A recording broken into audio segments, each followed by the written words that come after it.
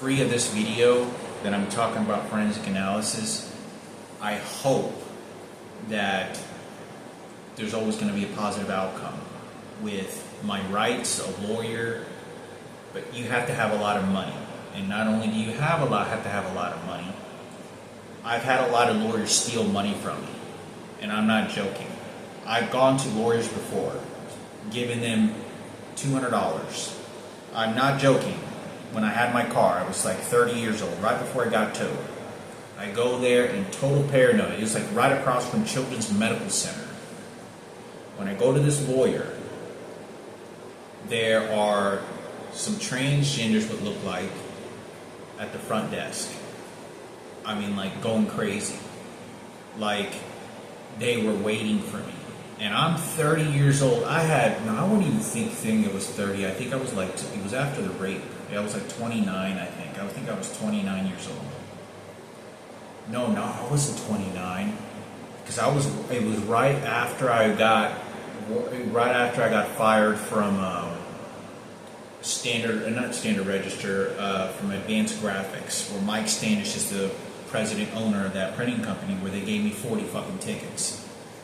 And they sabotaged me. Gary Gwynn, Michael Moody, and whatever was going on. There was a guy that ran a fucking car. He was an employee there that ran his car into the fucking building. And I'm not joking. Like, I was working there, and this guy, it had nothing to do with me.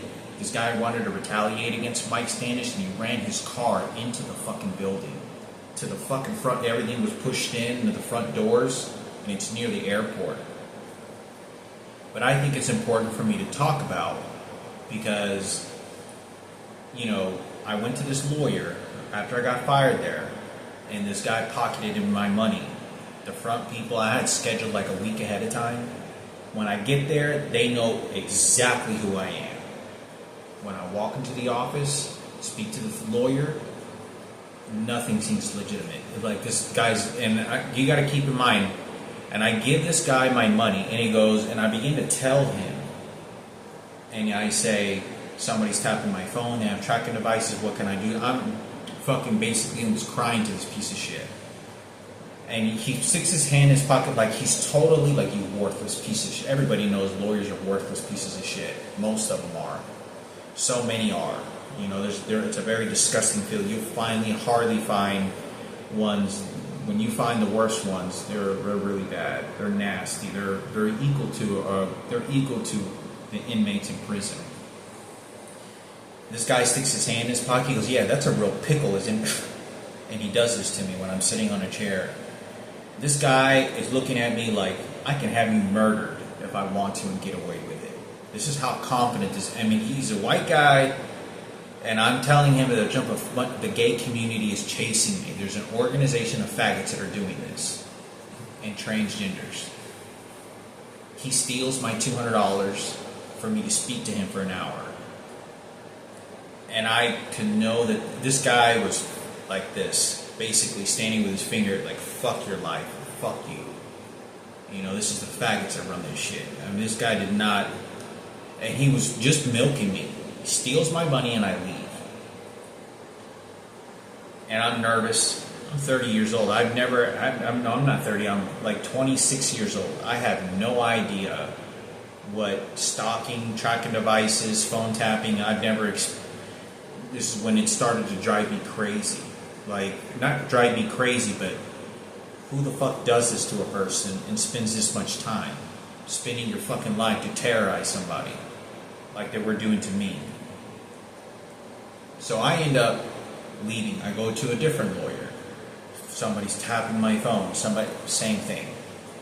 Lawyer, this guy looks like a faggot. Nothing works. I go to downtown Carrollton. There's a lawyer office. This is where Frankie got raped and my dad got into a fight. This is where I heard at Bill's Joint many years ago. It's literally across the street. I go to this lawyer, spend another $100. Steals my money. I asked for, I think I got a few consultations for free for 30 minutes. Completely blows me off. Playing me stupid. Like, pretending he's getting paperwork and like, oh, is that what's going on? Oh, you think anybody's going to help you? No, we're waiting for you to develop terminal cancer. Yeah, this is this is what the gay community is all about. Like, they don't even want to listen to me. It's respectful and kind. It doesn't, like I said, I'll give you my fucking money. They don't give a fuck. They want to prevent any human rights that I'm not going to be able to have privilege of any of it. So I leave. So this has happened several times. I've also gotten tickets before going to lawyers because the police officers get dispatched, go after them, put them down. And they do this to prevent me from getting a lawyer, from any human rights. So I have to leave. I go in jail, they tow my car. I'll see police officers waiting at the lawyers. I'm not kidding you. You will not believe how terrorizing the experiences were. There were too many people that I believe, honestly, that would have killed themselves. They would have committed suicide. Because the terror of what these people were doing as a scale through the roof, you're going to get depressed. You're not going to be able to handle the fucking stress when you're alone like what they're doing to me. I would be driving on the highway getting off the service road, and the police officers would immediately be following me at the intersections to not go to a lawyer. Try to get help to figure out that if it has nothing to do with the police, but at least I can figure out who the fuck is doing this. So they use that threat that they can do harm to me so that I can't get help. I can't get legal help, like a lawyer, forensic analysis. And they would drive up and they'd be waiting me at the corner, couple corners away from the lawyer's office that I'm going to. And they'll be on there like this. And just like doing expressions like that, making sure I could see their face when I'm driving by in my car. And this is when I'm 27, 26 years old. I'm not joking. Whenever I lose my car or whatever, you don't understand how many places I've gone. I've gone to so many trying to go to these lawyers and several times. And then I just didn't have any money. I had no money. They kept on stealing my money and they kept on tapping my phone. So every time I called a lawyer, they would tap my phone. They knew where I was going, what lawyer I was contacting, what I was going to be talking about, and then they would follow me on the buses and trains on my way there, acting very aggressive and threatening. When I get on the bus, they send these faggots and transgenders to get on the phone and start doing this. Oh yeah, you think you could do something to me? Huh? We unite! And this is what they would yell out shit like this when I'm on the bus and on the train to a fucking lawyer or to a... I've gone to maybe one forensic analysis office. I don't think I've gone to a forensic analysis office. I did go to a spy center. And this is what they know everything that I'm fucking doing. When I get out of the fucking bus and train, it's horrible. It's a nightmare. Like, you don't understand. They're just contacting people by the dozens, like nonstop.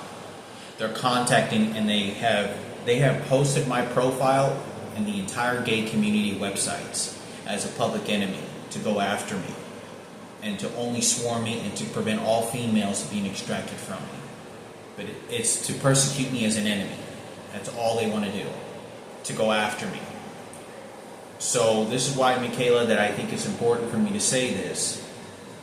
You can go, everybody understands, everybody knows this. There's police. Let me tell you about a story that happened a long time ago, and I don't know if it's true. Could have been undercover. There's a friend of mine by the name of Chris Dotson, and he knew this guy very well. It's a true story. Daniel Box knew this guy, smoked weed with him 4 or 5 times. It's a true story. I was 18 years old when I met this guy. I was 18 years old, went to a restaurant, met up with him, and Chris Dotson told me that this guy he was buying weed from.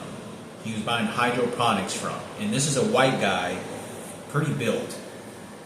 And this guy drove a brand new Escalade, fucking on 20s. And he was like, this guy was like 27 years old. He wasn't old. He was like, maybe 30, early 30s, but he was like anywhere from about 27 to 35 years old. And he goes in there, and this is a true story. This guy got shot by a 12-gauge shotgun, and he pulled out a 12-gauge shotgun and had some shootout with the police. The police officers broke into his house, his apartment, and raided his apartment without a warrant. The police officers raided his apartment without a warrant, and he ended up getting shot by one of the police of some kind. I don't know. I can't remember exactly what it is, but the police officers raided his house and they didn't have a warrant. He got a lawyer, Chris Todd, and this guy I think he had like bullet wounds. He had like some, I don't know, they could have been just scars, but I don't know if this guy was lying, but this guy looked kind of crazy. This guy looked like a crazy drug dealer. And anyway, he got lawyers and he sued the department and he got awarded like $200,000. Like he got awarded like $200,000 for being shot, and they raided and it was corrupted police officers that did this to this guy. And this is like 5 years ago before we met him. But Chris Dotson was buying pounds of hydroponic weed from this guy. And I was with him at a store, like basically just to kind of talk for a minute and figure out when they were going to do their next deal. And I was with Daniel Boggs. This is a long time ago. And this guy, I'm going to say this guy got shot by a 12-gauge shotgun is what he had said. You can talk to Daniel Boggs. He knew him somewhat fairly well. This is how corrupted the police officers are. There's so many hundreds of stories that are going on.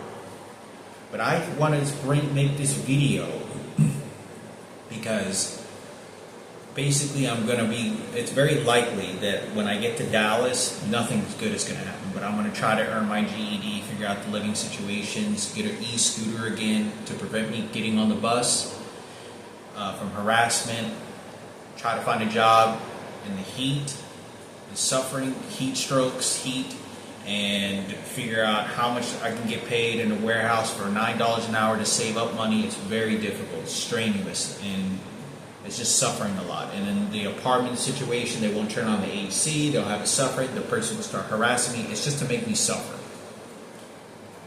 But like I said, I think it's important for me to make this video because I don't have anything else to do.